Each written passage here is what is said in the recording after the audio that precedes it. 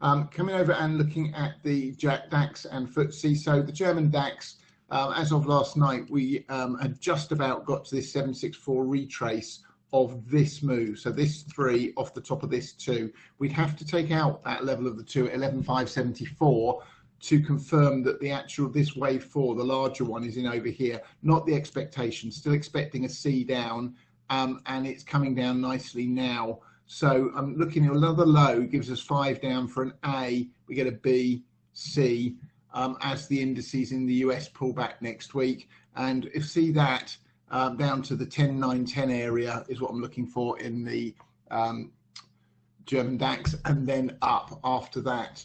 UK FTSE just, it's come off this morning. The pattern, what's it leave us? Potentially a 1, 2, 3, 4, 5 for a larger one. It would be this one in a diagonal while we're above the wave 2 low here, but nothing I'd touch in the FTSE at the moment. The pattern is absolutely bloody awful. So I'd just suggest we leave that one alone for now.